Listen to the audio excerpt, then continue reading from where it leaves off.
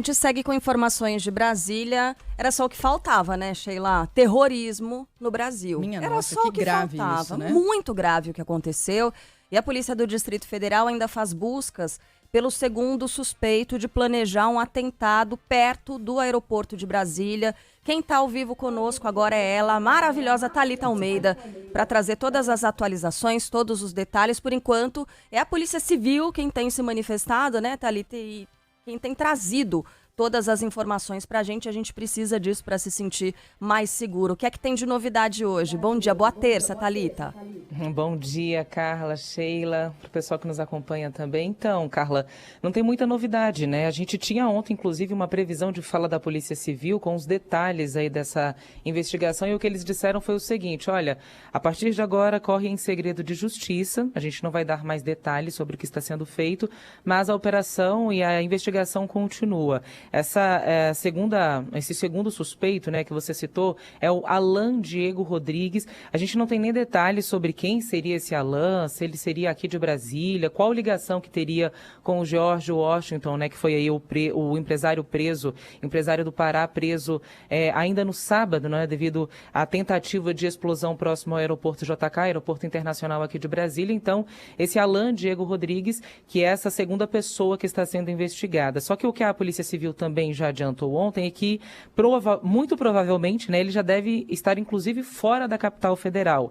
Mas as investigações continuam e ele sendo aí o principal alvo. O George Washington ainda, antes de ontem, desceu para o complexo penitenciário da Papuda. A gente tem transferências todas as terças e quintas, mas a Polícia Civil acabou adiantando aí essa transferência, segundo a corporação, por questões de segurança. Hoje a gente tem expectativa de um encontro importante aqui na capital federal, né? O encontro do governador Ibanez Rocha com o futuro ministro da Justiça, de Segurança Pública, Flávio Dino. Essa reunião deve ocorrer, a gente não tem um horário confirmado ainda, deve ocorrer por volta de 10 horas da manhã e é justamente para tratar sobre o esquema de segurança no dia da posse. A gente já teve a fala de Flávio Dino dizendo que, olha, a posse vai acontecer de qualquer jeito, né? Não tem aí possibilidade de mudança do presidente eleito Lula não comparecer, mas a gente vai ter que rever o esquema de segurança. E é para essa finalidade, né, que vai ocorrer essa reunião agora às 10 da manhã. Ontem também tivemos encontros de outras autoridades aqui na capital federal, inclusive, né, o encontro do futuro ministro de Defesa de Lula, José Múcio Monteiro, se reunindo com o atual chefe da pasta, general Paulo Sérgio Nogueira. Múcio disse que esse encontro já estava agendado, seria para tratar aí de outras questões de segurança, mas que com certeza esse tema também entrou na pauta. Mas é aquilo, né? A gente deve ter mudança no esquema de segurança, mas não sabemos ainda quais serão essas mudanças. O que a gente tinha até aqui era que todo o efetivo de segurança do Distrito Federal, inclusive até servidores do administrativo, estariam convocados para esse dia 1º, para que a gente tivesse aí uma posse da melhor maneira possível, né? Mas a gente vai acompanhar a reunião e vamos atualizando ao longo do dia o que deve ser feito, o que deve entrar nesse novo esquema, o que deve ser retirado também. Aqui na área central a gente continua com a Praça dos Três Poderes, aquela região da Esplanada dos Ministérios, onde vai ser palco aí da posse. Esses trechos todos bloqueados por questões de segurança. E é isso, né? Vamos ficar de olho para ver o que será feito daqui em diante. Sem dúvida. Thalita, deixa eu conversar com você um pouquinho mais. Primeiro sobre a investigação, daí a gente fala mais sobre esse preparativo para a posse, sobre a investigação daquele suspeito de planejar um atentado perto do aeroporto de Brasília. Muitas dúvidas dos nossos ouvintes em relação a essa segunda pessoa, esse segundo suspeito, não é? E também sobre eventual mandante desse crime. Tem isso no processo de investigação? A polícia descarta essa possibilidade ou de mais envolvidos? Envolvido, sim. A polícia não descarta essa possibilidade, tanto que o George, segundo a corporação, foi o primeiro preso, mas que outras pessoas que não tiveram os nomes citados aí também estão no alvo dessa investigação. É o que eles dizem que é muito prematuro ainda citar, né? De onde seria, como teria sido feito, como teria sido planejado esse ataque, né? Esse possível ataque.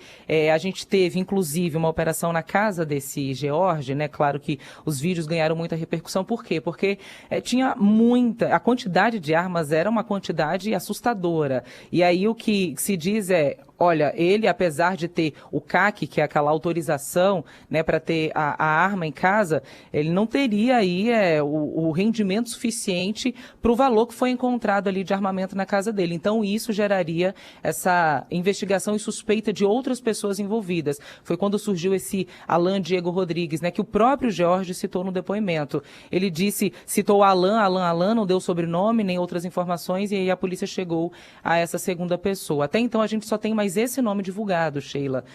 Mais detalhes. Ontem a gente ainda tinha gente falando, né, autoridades aí policiais falando, mas antes mesmo da metade do dia, eles preferiram, olha, ninguém mais fala, e agora a gente vai acompanhar a investigação para saber quais eram as pessoas e se eram outras pessoas aqui do Distrito Federal ou de outros estados, né? Porque esse empresário mesmo alugava um apartamento aqui no Sudoeste, que inclusive falei ontem, né, uma área bem pertinho aqui dos estúdios da Band News FM, no centro de Brasília, alugava esse apartamento, mas não era da capital, né? Então é uma operação mais abrangente e aí conta também com autoridades policiais aí de outros estados.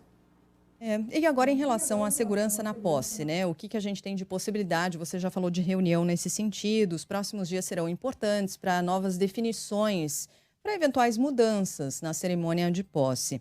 Chegou-se a cogitar a possibilidade de não haver o desfile em carro aberto, que é uma tradição nessa cerimônia? E aí, Thalita, a gente estava lembrando também a fala da futura primeira dama. Nossa, eu ia falar Janja. ministra, eu tô aqui igual o Milton Neves, ministra da futura primeira-dama, Janja, que chegou a divulgar que o carro Rolls-Royce presidencial, ele estava com avaria, ela não falou exatamente qual era, mas aí já levantando a possibilidade de talvez esse veículo não ser usado, né, na cerimônia, lembrando que é o carro do desfile, é o carro tradicional, em que todos os presidentes desfilam. E aí, será que a gente pode não ter esse desfile? Em relação a isso, Carla e Sheila, a gente não tem essa confirmação, porque a própria Janja, né, chegou a dizer o seguinte, olha, o presidente vai desfilar em carro aberto, apesar de o que a gente tem e acompanha nos bastidores é que a orientação seja que ele passe de carro fechado, né, o carro que é blindado, fechado, não se exponha tanto aí nesse desfile, mas até o momento a gente não tem aí essa mudança definida, não. O que a gente tem até agora é aquilo que a gente é acostumado a ver em dia de posse, né, o presidente desfilando em carro aberto mesmo, aqui na esplanada dos ministérios, onde fica aquele trecho ali separado para esse desfile. A única confirmação é que haverá um reforço de segurança, óbvio, né, depois dos últimos acontecimentos, mas até agora mudança nesse sentido do presidente não desfilar, a gente não tem essa mudança confirmada.